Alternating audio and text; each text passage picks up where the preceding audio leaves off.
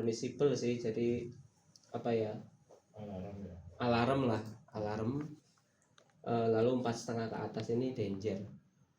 Jadi kalau alarm itu ibaratnya sudah apa ya, kita sudah memplanning untuk perbaikannya. Itu kalau kuning ibaratnya seperti itu. Kalau danger itu as soon as possible lah, secepat mungkin diganti. Ini danger. Nah tapi ini nanti ini kan tambahan juga, ini kan ada nilai ya, mungkin agak sedikit berbeda kalau terkait bearing, karena kalau bearing itu tidak terkait nilai tapi terkait stage-nya, stage 1, 2, 3, 4 ya.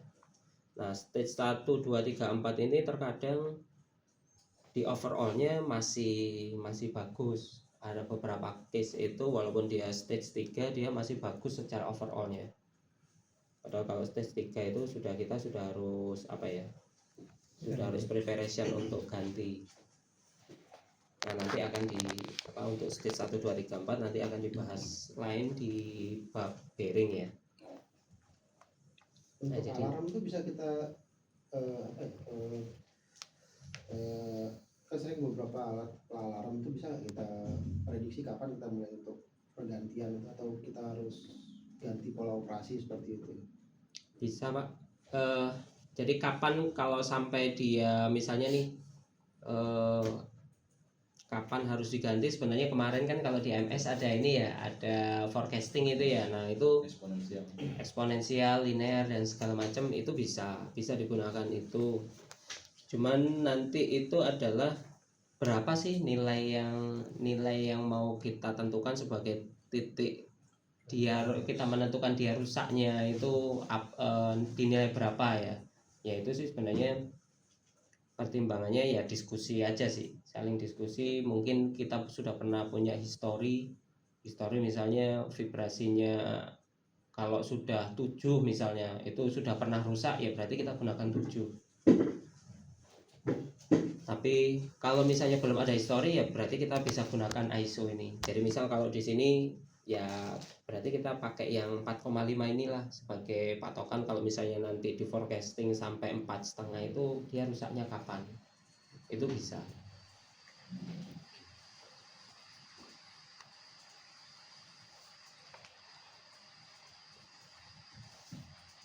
Nah ini juga apa ya, ini adanya di awal sih. Jadi ketika pembuatan database lalu kemudian kita juga menentukan alarm limit itu adanya di awal. Tapi juga nggak menutup kemungkinan nanti di tengah-tengah kita bisa mengadjust ini ya, mengadjust nilai alarm atau kita menggunakan standar ISO yang lain, itu bisa juga sangat memungkinkan. Ya biasanya case-nya itu tadi sih, ini kok nilainya terlalu rendah ya, merah terus, berarti kita perlu adjust alarm. Itu bisa.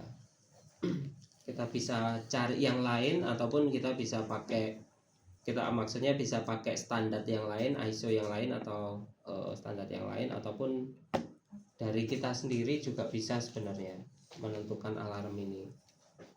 Ada beberapa saya pernah baca itu alarm itu berdasarkan baseline-nya. Jadi baseline-nya sekian itu pakai ini sih, pakai standar deviasi. Jadi ada perhitungan secara statistik itu. Lalu kemudian nanti baseline-nya berapa, kalau mungkin itu masih kategorinya ibaratnya A ya. Lalu kemudian secara baseline itu A, nanti kalau B itu 125% dari A nilainya, dari baseline. Lalu kemudian kalau C itu 125% dari B. Nanti yang D itu 125% dari C. Itu ada beberapa saya lupa tapi referensinya itu. Tapi saya pernah pakai yang seperti itu. Cuman nggak enaknya kalau pakai baseline itu nanti setiap equipment punya nilai alarm yang beda-beda akhirnya. Jadi misalnya PA fan A nanti nilai alarmnya 2, nanti PA fan B nanti 4. Jadi nanti membacanya agak-agak itu kan, membingungkan lah. Loh ini kok yang A kok ini sudah kuning, yang B kok masih hijau misalnya. Nah itu seperti itu. Nah itu Makanya kenapa kalau ISO itu kan distandarkan untuk semua ya, klasifikasinya sudah ditentukan, pengukurannya sudah ditentukan, lalu kemudian dia menentukan nilainya seperti apa. Baseline itu sebagai tambahan aja sih, untuk case-case tertentu bisa digunakan. Pak, mau tanya Pak, ini kan ISO ya, yang buat kan orang-orang yang pintar-pintar lah bahasanya, ya kumpulan orang-orang.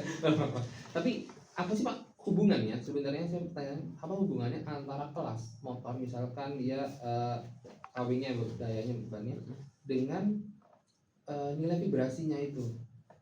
Oh misalkan bahasanya kalau misalkan dia di 100 kW gitu misalkan ya, motornya oh batasnya misalkan berarti dia masuk yang di kelas misalkan kelas 2 gitu, berarti paling tertinggi adalah simulatornya di misalkan 7 gitu misalkan ya.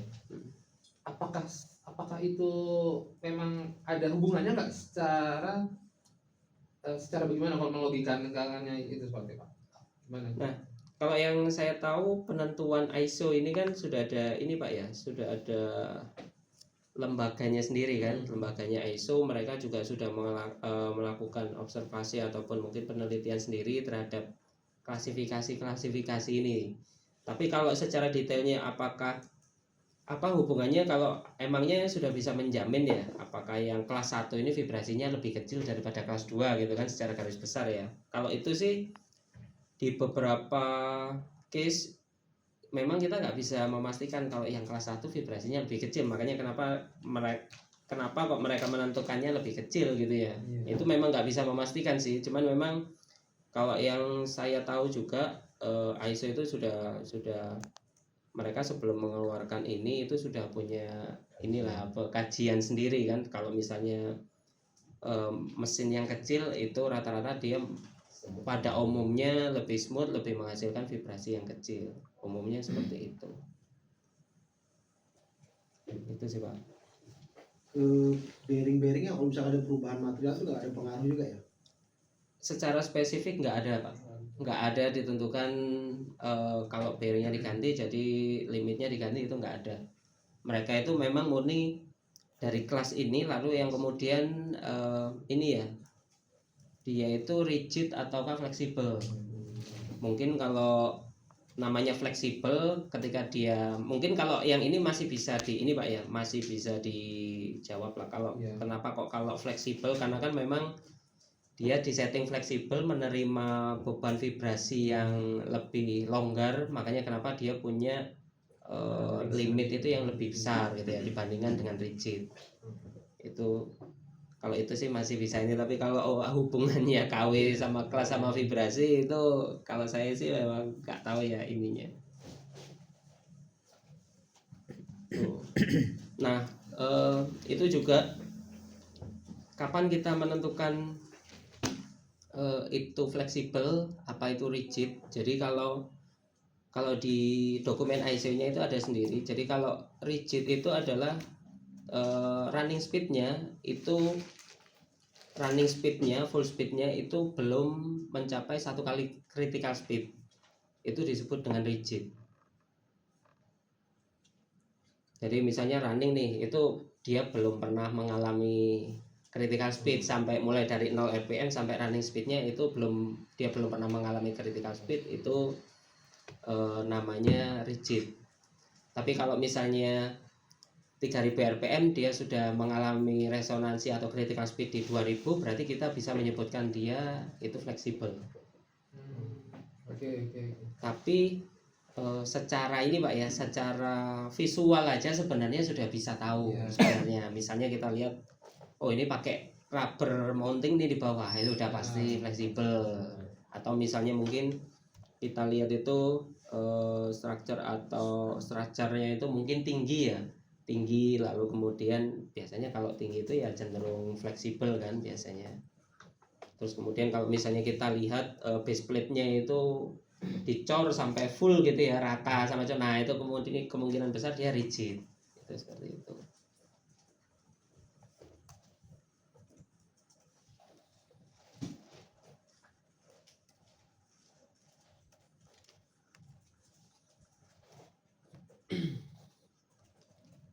Ada pertanyaan lagi Pak terkait ini? ISO. Nah itu cukup banyak juga sih untuk standarnya, dan bahkan mungkin ada beberapa itu yang saya sendiri juga masih belum tahu, karena yang paling sering digunakan baru itu aja 10816, 14694, VDI, DA Charlotte, yang paling umum itu. Tapi di luar itu sebenarnya masih banyak sebenarnya standar, bahkan ISO sendiri itu pun masih banyak yang biasa kita gunakan, apa yang bisa digunakan. Kalau yang biasa kita gunakan ya 10816 tadi.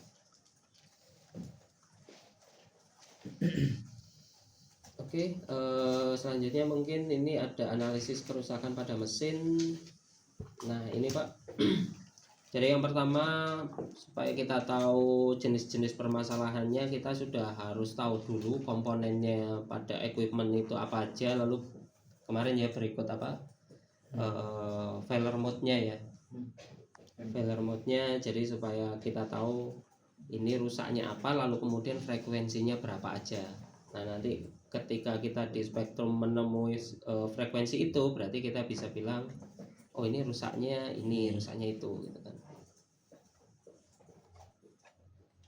Nah kalau di sini kan ada electric motor, berarti ada electrical problem, ada bearing juga, bisa band shaft juga kalau di motor ya. Lalu kemudian ada rotating looseness. Lalu kalau di gearbox ini ada bearing rusak, lalu kemudian gearnya yang rusak. Terus karena ini ada coupling, berarti ada kemungkinan dia untuk alignment dan sebagainya. Jadi ini masing-masing sudah harus tahu failure mode-nya. Di motor failure mode-nya apa, lalu di gearbox apa, di pompa apa.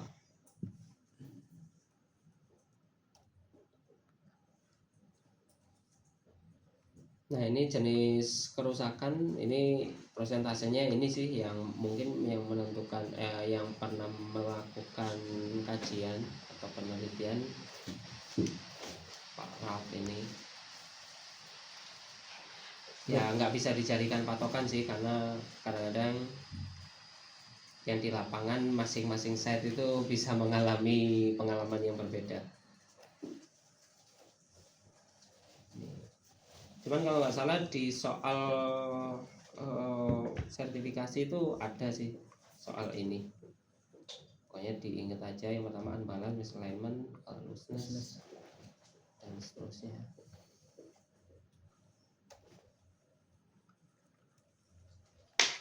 Oke, kita masuk ke unbalance. Nah ini unbalance itu mungkin pengertiannya ini ya, kondisi di mana pusat massa tidak satu sumbu pada dengan sumbu rotasinya. Ini secara teorinya. Kalau kita tahu kalau pusat massa pusat sumbu rotasi itu yang ini ya, di tengah-tengahnya shaft ini ya. Ini sumbu rotasinya. Kalau pusat massa itu ya titik pusat massanya. Jadi makanya kenapa kalau misalnya ada satu massa yang lebih berat di satu sisi, berarti kan pusat massanya pasti akan bergeser gitu kan, nggak benar-benar pas di tengah. Nah karena tidak sesumbu itu tadi dengan rotasi, makanya terjadi unbalance. Nah bagaimana kita memperbaiki ya, berarti kita harus mengcounter tadi kan, mengcounter titik beratnya tadi kan, supaya mengembalikan titik pusat massanya itu di tempatnya, di tengah satu sumbu dengan rotasi.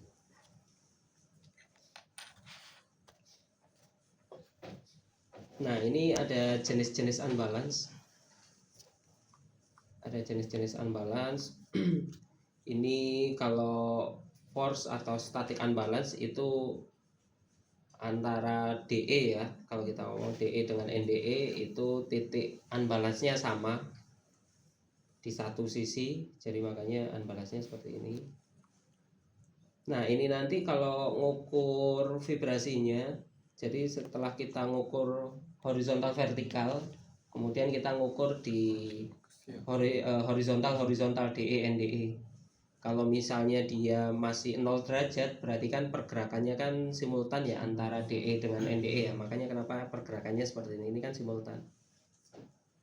Tapi kalau misalnya kita ukur horizontal DE NDE-nya dia 180 derajat, berarti kan yang satunya bergerak ke sana, satunya bergerak ke sini kan. Nah, itu berarti perlawanan arah, berarti ini masuknya adalah couple unbalance.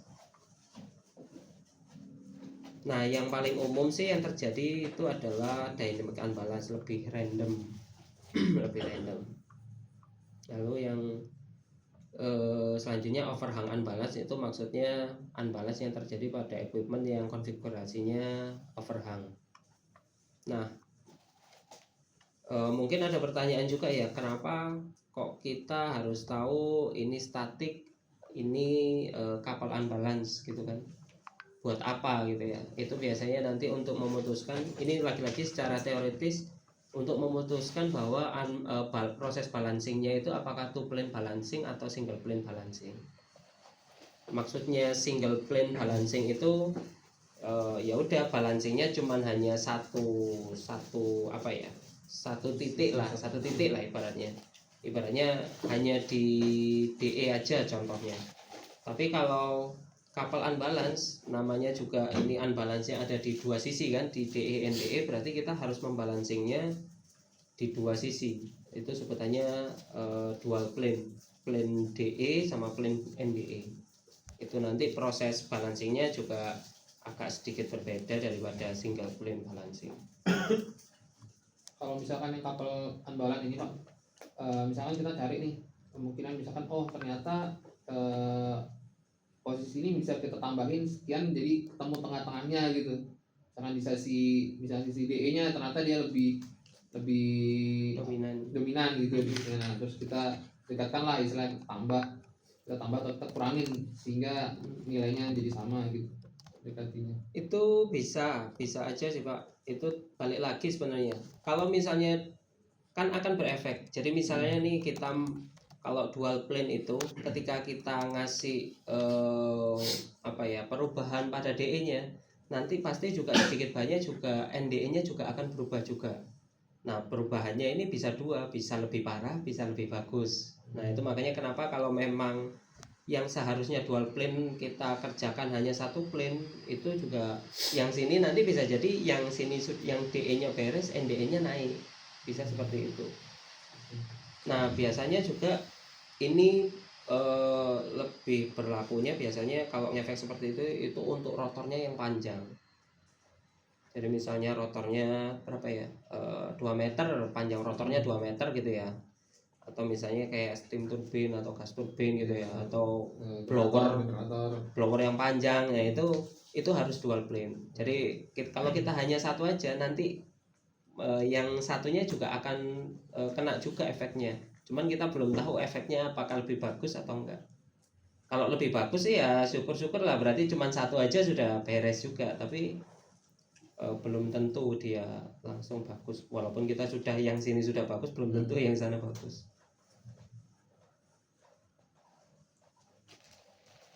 Nah, biasanya sih selain ini Pak ya, yang paling utama itu adalah dimensi equipmentnya sih, dimensi mesinnya sih. Ketika walaupun misalnya kita ketemu couple unbalance, tapi ternyata rotornya blowernya cuma segini, kan ya nggak perlu juga kan. Mungkin kita hanya perlu ya udah ambil di tengah-tengahnya aja blowernya. Blower cuma lebar 40-50 cm ya, kita cukup satu aja. Ada ininya sih Pak, ada aturannya juga sih, saya lupa ininya. Pokoknya panjang rotor sama diameternya ada perbandingannya. Jadi kapan kita harus pakai dual plane atau pakai single plane. Berarti di tiap jenis unbalance tuh beda-beda gitu ya perlakuan untuk proses balancingnya Pak. Bisa beda-beda. Ya itu tadi tergantung, yang paling utama tergantung dimensinya. Dimensi si rotornya itu tadi, yang kedua tipe unbalance-nya. Tapi yang paling utama yang sering saya temui itu dimensi, lebih ke arah dimensi rotornya. Sama ini Pak, untuk nilai fasenya, misal yang statik itu kita ngambilnya di mana dan nilainya berapa, dan untuk di couple kita ngambilnya di mana dan nilainya berapa? Apakah ada patokannya itu gimana? Ada patokannya. Kalau untuk statik itu ngambilnya di DENDE ya, sama-sama, tapi di radialnya bisa horizontal, bisa vertikal, bisa salah satu. Nah, kalau statik itu berarti mendekati 0. Mungkin kita kasih ini ya, apa namanya, toleransinya mungkin 30 lah, kurang lebih. Jadi kalau antara 0 plus minus 30 itu berarti masuknya adalah static unbalance. Nah, kalau untuk couple unbalance itu dia lebih 180 derajat plus minus 30. Sama di sisi radial juga, Pak. Radial juga semua. Itu di 0 itu ketika dia baik. Misal 0 sampai 30% itu masuknya ketika static. masuk itu Static di luar itu. Di luar itu masuknya ke dynamic ini berarti. Jadi kalau misalnya kita sudah menemukan unbalance ya, kita kan memastikan unbalance pakai ukur fase di bearing ya, yang 90 itu kan. Setelah itu selesai baru kemudian kita tahu tipenya ya antara 3 ini, static, couple ataupun dynamic. Kalau misalnya 0 ya, sekitar 0 berarti itu static unbalance.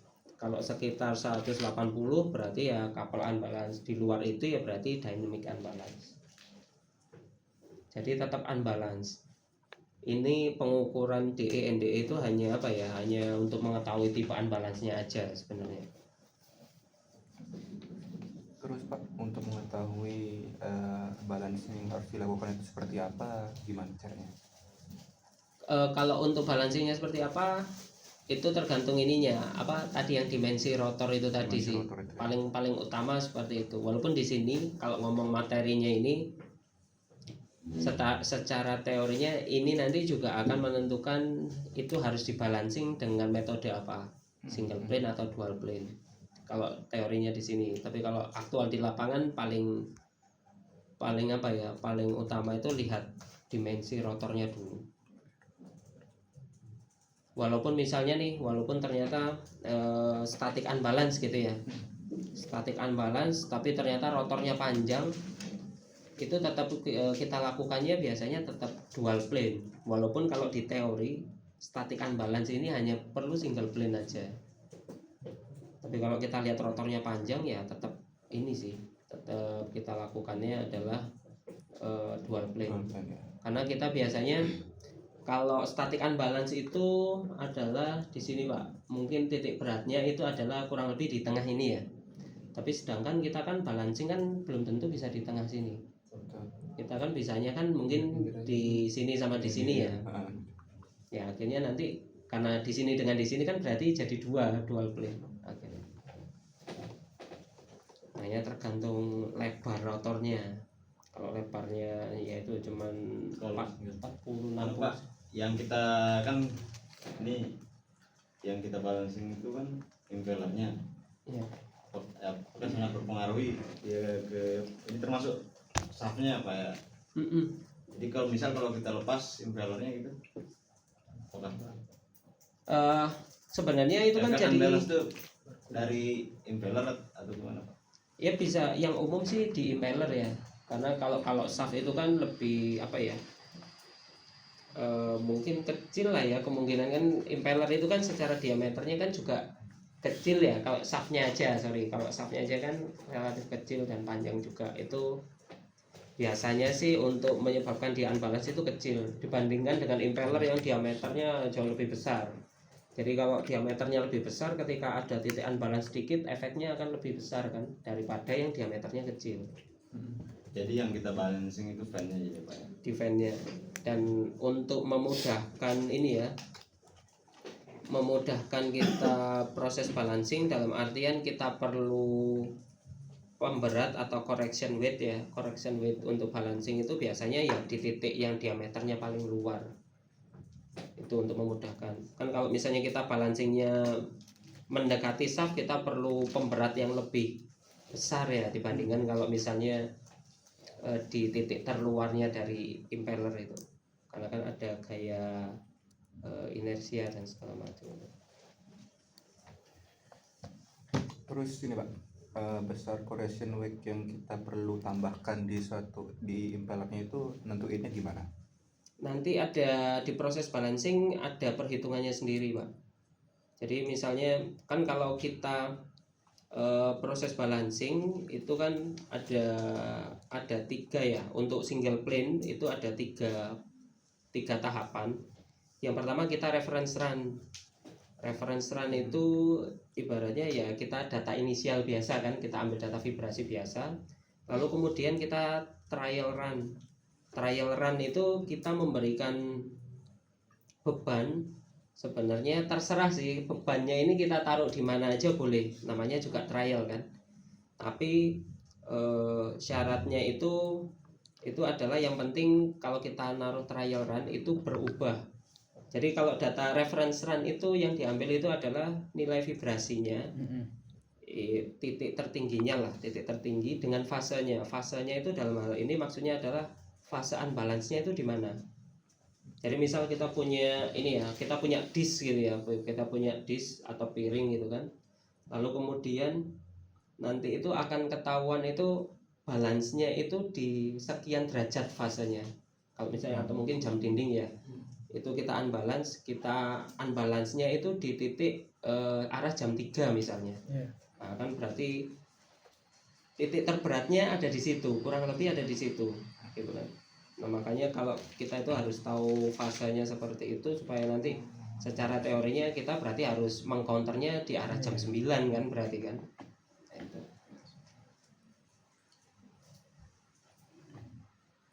Nah jadi lalu kemudian setelah trial run itu yang penting adalah nilai reference run yang tadi itu berubah secara nilai vibrasi atau nilai fasenya. Syaratnya trial run itu seperti itu. Nah, mungkin nanti akan ada pertanyaan berapa beratnya. Jadi trial run itu kita kasih pemberat terserah kita taruh di mana aja. Cuman ya itu tadi syaratnya kan. Cuman pasti ada pertanyaan beratnya mau berapa. Gitu. Itu kalau nggak salah ada perhitungannya juga. Ada kalkulasinya, ada rumusnya juga. Cuman saya lupa. Itu kaitannya dengan RPM-nya berapa, lalu kemudian berat rotornya berapa. Lalu kemudian diameter rotornya berapa? Itu dari perhitungan itu nanti dapat trial weight-nya, berat trialnya itu berapa gram, berapa kilo itu dari situ sih menentukannya. Nah lalu setelah trial run itu kita hitung bisa manual, bisa pakai software, bisa pakai kalau di CSI itu kalau sudah ada menu unbalance bisa. Dia sudah auto langsung menghitungkan. Nanti ketemu yang terakhir itu correction trim run namanya. Trim run itu ya koreksi ya, correction run itu kan. Dari data 2 tadi, dari reference sama trial itu nanti ketemu nanti perhitungannya ini harus pemberatnya sekian gram ditaruh di mana, itu nanti sudah ada perhitungannya di situ. Nah itu bisa manual, bisa pakai manual itu pakai grafik, pakai apa namanya, pokoknya kayak ada sudut-sudutnya kita gambar vektor gitu kan. Lalu bisa juga pakai software, pakai Excel pun ada. Lalu kemudian pakai tools balancing itu juga bisa. Nah bedanya single plane sama dual plane itu apa? Di jumlah trial run-nya. Kalau single plane ya trial run-nya cuma satu aja. Kalau dual plane ya berarti trialnya 2 kali. Nanti langsung correction weight-nya juga naruhnya juga 2 di plane 1 dan plane 2. Dari segi bahannya itu untuk balancingnya sama juga. Apa Pak? Balancingnya itu Bahan. yang dipakai kan Material. material. Material. Ya. Material itu pokoknya yang penting bisa ini aja sih Pak, bisa nempel di situ aja sih. Ada beberapa metode harus dikurangi, jadi mungkin digerinda di sisi satunya. Ada yang penambahan beratnya juga macam-macam. Ada yang dilas, di welding. ada yang hanya pakai didrat aja. Jadi impellernya di drill, dikasih lubang, nanti pemberatnya itu juga nanti dilubangi juga, nanti ditempel dengan menggunakan drat baut itu aja. Itu bisa. Tapi yang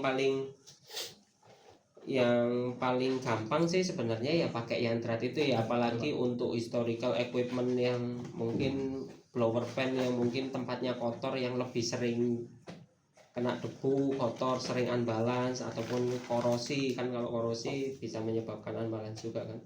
Nah itu biasanya pakai drat baut itu sih. Jadi kalau ketika besok-besok ada balancing lagi, tinggal dilepas lagi, kita balancing ulang kondisi nol, itu bisa seperti itu. Kalau ada posisinya, kalau nggak ada posisinya, tempatnya buat masukin pemberatnya itu baru dilas. Biasanya bikin sih Pak, bikin ya dilubangi, impellernya dilubangi sih. Kalau saya yang sering itu dilubangi itu. Nah untuk beberapa equipment itu sudah disediakan tempatnya untuk balancing. Jadi kayak di turbin itu sudah pasti sudah ada slot-slotnya Iya, sendiri slot. untuk balancing. Iya. Di gas turbin itu malah slotnya balancing hanya diberi ini aja, drat aja. Jadi di dekat kopling di DE ataupun di NDE itu nanti ada ininya, ada Tempatnya kayak ada. disk itu isinya drat Balancing. kosong aja. Nanti untuk membalansnya itu pakai baut, kemudian nanti tinggal kita misalnya pakai ring gitu ya, ringnya, terus kemudian kita timbang ringnya berapa gram, nanti kita pasang aja di dratnya itu, di lokasinya itu. Terus dari segi bentuknya bebas itu. Entah Bentuk mungkin dia apa? persegi panjang kayak Oh persegi. bebas aja Pak, selagi yang penting memang nggak mengganggu, misalnya nanti ada berpotensi dia lepas, yang penting itu aja sih. Kalau bentuknya seperti apa nggak ada masalah, sama aja. Untuk materialnya ya sebaiknya sih ya tergantung ya, kalau misalnya memang ini tempatnya korosif ya berarti kalau bisa ya stainless steel gitu kan. Kalau misalnya kita pakai carbon steel sebentar aja udah karatan gitu kan, jadi unbalance lagi akhirnya ya, itu kalau dari, tapi nggak ada ketentuan khusus jadi ini harus ini, enggak, itu kondisional aja. Kasus takut tuh kadang misalkan di sudut sekian butuhnya sampai di 200 gram gitu. Sedangkan kan nggak boleh melebihi jaraknya. Nah, susahnya adalah ketika kita dapat material yang dia materialnya nggak terlalu berat, kan ada ya Pak ya, material apa kayak besi platano itu yang ada yang berat, kadang ada yang enggak. Nah itu yang susah itu ya. Iya.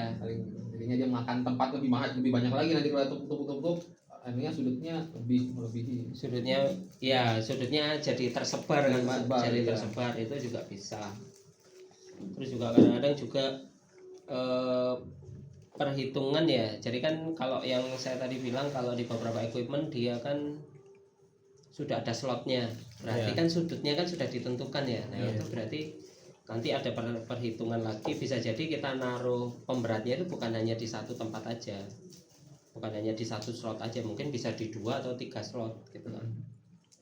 Apalagi kayak contohnya gas turbin itu kan sensitif, RPM-nya tinggi kan, RPM-nya tinggi kan sensitif, jadi biasanya dari pabrikan itu sudah menentukan maksimal untuk satu correction weight itu adalah sekian gram.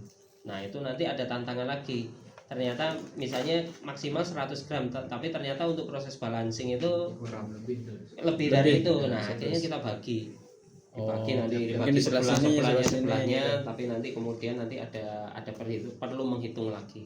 Jadi nanti secara resultannya itu 100 gram, misalnya 120 gram di titik sekian ya kita bagi, nanti Bagi kita rata hitung maksudnya vektornya. Nggak harus rata ya, tergantung perhitungan vektornya tadi kan Pak. Jadi misal butuhnya 120 gram, kanannya berapa, kirinya berapa, yang tengah ini harus berapa, pokoknya resultannya atau hasil akhirnya itu sama dengan 120 gram di sudut sekian. Tapi apakah ini Pak, misalnya itu misalnya case-nya kayak tadi dibagi-bagi dia, padahal untuk mendapatkan balancingnya itu kan Pak ya, setelah dibagi-bagi apakah itu mempengaruhi performa dari equipment yang kita balancing itu atau enggak ada sih. Kalau untuk apa namanya, kalau untuk performanya sih nggak ada, karena kan kita kan ini ya utamanya kan memang isunya itu kan balancing, hanya unbalance saja kan, dan sebenarnya nggak begitu pengaruh juga, walaupun itu di blower sekalipun misalnya ada, kan sebenarnya pemberatnya hanya kecil aja kan, sebenarnya nggak yang signifikan, jadi sebenarnya nggak pengaruh. Selagi itu membuat dia lebih balance lagi, harusnya dia nggak pengaruh ke performanya.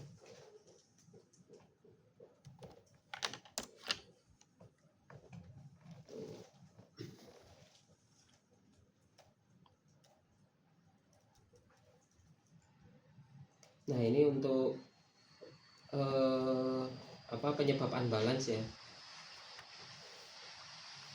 Penyebab unbalance ini kalau ini masih baru, yang nomor satu itu yang paling sering itu kotoran sih, lebih ke arah kotoran, korosi. Biasanya kalau korosi misalnya mungkin blower sudah sekian tahun, lalu kemudian ada overhaul, dilihat ada korosi kan, di chipping sama mereka, setelah di chipping, di coating atau di painting lagi, nah itu biasanya unbalance itu biasanya. Nah nanti finishingnya itu adalah balancing. Apa di chipping? Di chipping itu apa ya, dikerok ya, dikerok lah misalnya. dikerok apa namanya, karatnya dikerok, itulah chipping ininya. Kayak sudah kemarin kan habis bersihin di sini misalkan turbin blade-blade-nya tuh bisa bersihin terus loh. Kan ada pengurangan massa kan di sana kan pasti kan. Nah, itu efeknya nanti akan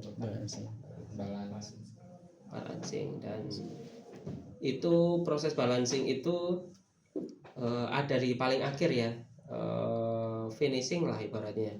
Kita harus pastikan dulu bahwa bearingnya dalam kondisi sudah baik, lalu kemudian alignmentnya, terus kemudian struktur dan segala macam itu sudah oke, baru finalisasinya adalah balancing. Nah ini bisa kita bilang dong, apa, balancing itu pilihan terakhir ya Pak ya? bukan pilihan terakhir sih Pak, tapi itu proses, kalau memang dia terjadi unbalance ya, proses balancing itu adanya di akhir. Jangan nanti ketika ini belum di alignment, belum dipastikan alignmentnya seperti apa, tapi kita sudah minta balancing dulu baru alignment, biasanya nanti bisa bergeser, bisa berubah untuk unbalance-nya itu. Nah ini sharing aja. Jadi saya dulu pernah ada case unbalance di blower juga. Itu pagi sudah selesai balancing, nilainya normal, lalu kemudian sorenya itu naik lagi vibrasinya. Lalu kemudian besok paginya lagi dibalancing ulang, sudah bagus, ketika running 1 jam, 2 jam, 3 jam bagus vibrasinya. Nah nanti kemudian sore itu udah naik lagi. Itu terjadi sampai satu minggu lah kurang lebih. Terus kemudian pada 1 minggu itu sudah di alignment apa segala macam sudah, dan ternyata ya udah kita cek aja dulu bearingnya, kan sebenarnya nggak ada hubungannya ya antara unbalance sama kita cek bearingnya ya. Nah ketika kita buka bearingnya, ternyata shaft sleeve-nya itu ada crack di situ. Ada crack, nggak cuman crack sih Pak, jadi ketika dibongkar udah tercerai-berai gini kan. Nah setelah itu kita ganti shaft sleeve-nya, bearing juga akhirnya diganti baru, alignment sudah dipastikan oke gitu kan. Setelah itu dibalancing, sudah running bagus sampai berbulan-bulan berikutnya gitu kan. Jadi permasalahannya itu adalah di shaft sleeve-nya yang crack tadi. Itu yang menyebabkan, jadi proses balancing itu membaca fasenya itu nggak akurat gara-gara ada crack yang ada di situ. Makanya kenapa dari pengalaman di situ kemudian kita pastikan dulu semuanya bagus, baru nanti balancing itu ada di akhir. Ya. Memang masalahnya unbalance sih, cuman pembacaannya ketika proses balancing itu terganggu gara-gara yang crack tadi. Jadi perhitungannya juga jadi kacau juga akhirnya. Dan sama juga kita juga dulu pernah saya di ini pak, Iya. itu lagi overhaul, terus apa impellernya aman, semua aman, running test load test aman, no loadnya juga aman. Pas running seminggu unbalance muncul, terus pas buka emang apa impellernya patah 4 sisi. Patah Nah, sisi. diganti pak, diganti pasang lagi, running seminggu patah 4 sisi. Nah ternyata mikir-mikir arah damper inlet setelah sensornya itu dampernya. kebalik ternyata. Oh. Nah itu jadi bisa kita bilang apa, flow-nya itu bisa sangat Bisa. mempengaruhi gitu. bisa mempengaruhi, yaitu bisa, namanya unbalance kan ada gaya juga ya, itu bisa jadi mungkin ada backflow atau apa segala macam, itu ngefek ke situ juga bisa. Dan kita flow-nya dapat, pressure-nya dapat, tahu-tahu apa yang salah, ternyata arah arah dampernya yang inletnya ya, Iya. kebalik. Berarti offline Balik seminggu, bagus pak, bagus, nggak ada metal tuh metal, nggak ada, ini kenapa tidak pecah, tahu-tahu Berarti pecahnya itu karena apa Pak? Karena